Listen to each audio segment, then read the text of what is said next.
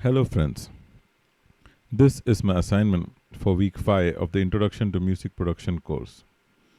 For this assignment, I have chosen to demonstrate the configuring of an equalizer plugin to function like a large format mixing console equalizer section.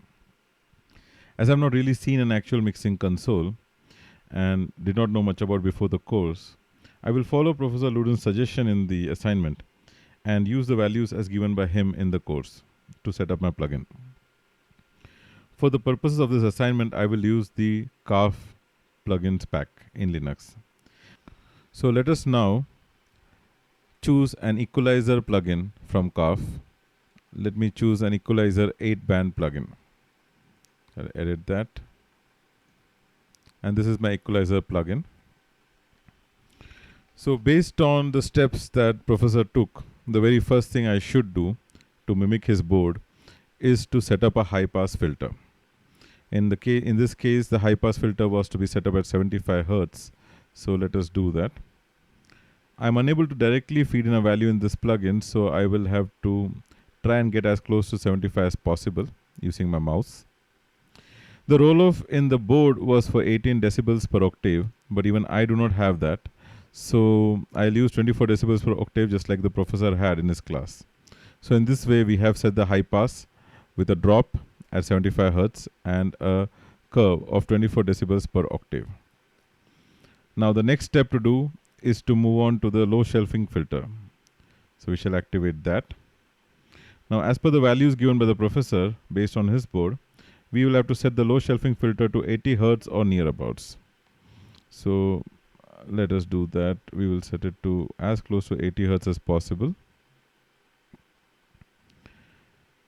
And we can, as you know, boost or cut the signal as required. So we shall now keep it as 0 so that we can do the required cutting or boosting as per the audio signal when we require it. The next band that we should work on, or the next set of filter that we should work on, is the low mid-range EQ. In the case of Professor Luden's board, he had decided that the lower limit of this EQ should be 100 Hz, so we shall do the same and bring this as close to 100 Hz as possible.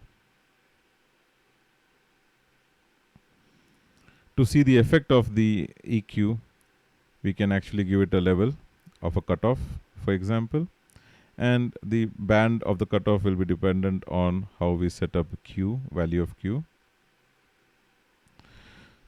To see the movement of this low pass, we can actually take it from 100 Hz all the way up to 10 kilohertz if required.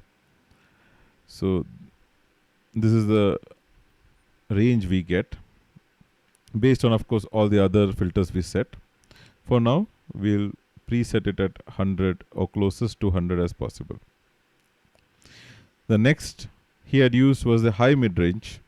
Now I have got 4 filters to work with, but I'll not use 2 of them. So I'll set this up as the high mid-range filter. And for this, the lower limit I shall give as 400 Hz or as close as possible. Again, we can see the impact of that when we either cut or boost the values. Right now, we shall keep everything at 0, as the cutting and boosting will completely depend on the actual recording activity. Now we'll go and set up the high shelf filter. The high shelving filter in the professor's mixing board had a fixed value of 12 kilohertz. So we'll try and do the same here. We'll set it as close to 12 kilohertz as possible. Activate the filter. As is usual, we can either boost or cut the signal. One of the advices given by the professor was to keep the preset cut to 15 dB, which can of course be changed later. So we'll do that right now. This together is mimicking the mixer board that the professor had.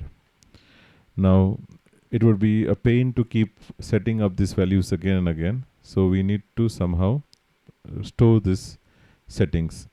We can do that easily in CAF by storing a preset. So you say store preset, and then you say mixer, for example, and that's it.